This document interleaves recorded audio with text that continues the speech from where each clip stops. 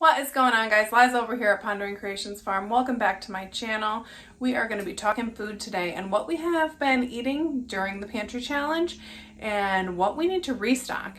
So we're going to be headed to the basement and do a little bit of grocery shopping, and then we're going to talk about some food storage, and I'm going to show you guys what we actually have.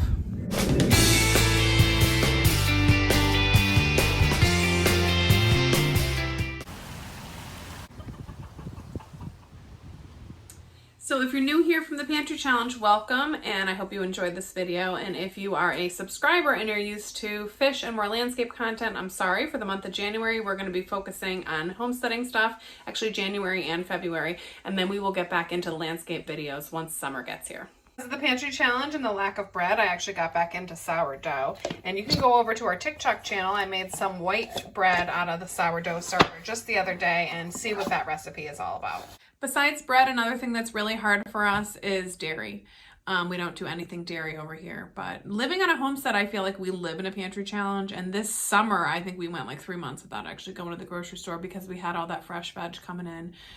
But in the winter, it's a bit harder. And plus, I'd already run all those stores down and never like restocked in between. Welcome back to our canning pantry. I am going to be doing a little bit of grocery shopping from here to restock my cupboard upstairs. And I figured I would take you guys along for the ride. First thing I want to add up there is more of this plain chicken. It's from last year and it's just such an easy meal. I need to restock some of these potatoes because I just used those. I'm going to bring up some of these carrots because I want to make a carrot coffee cake. Get those up here. Yikes. Applesauce. We'll bring a maple brown sugar and a no sugar. I'm actually going to be doing an apple pie. So we'll bring up 2 of these. I'm going to grab a pepper jelly just because this is a nice sauce to dip chicken in even. Ooh, let's grab a peach hot sauce. And I've been wanting to use this balsamic tomato onion conserve. Figured I would do like a focaccia or something with that.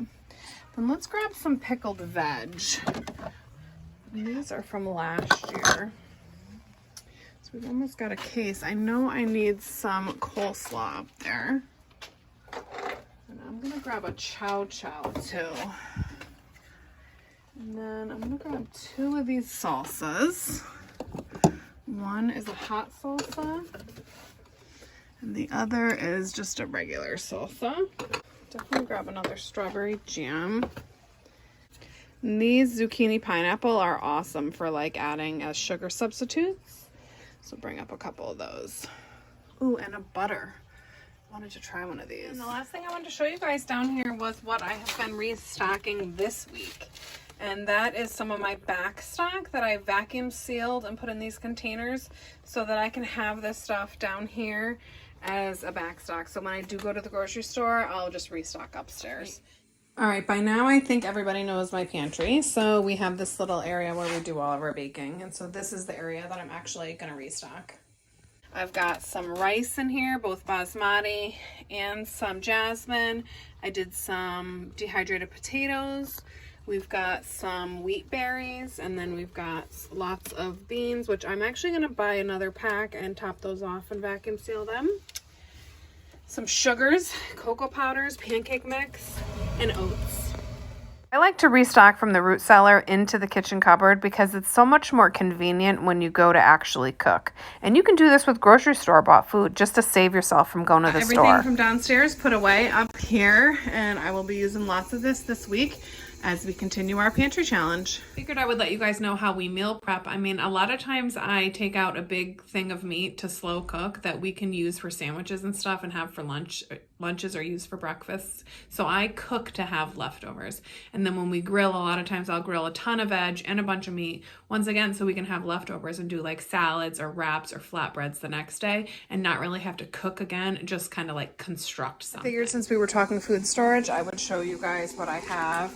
And the cabinets are getting a little bare. I usually have my kombucha stored down here, and I have that out. I was taking care of it. But I do have a lot of store-bought food in here, different flavor sauces and stuff. But I'm really trying to get away from buying this kind of stuff.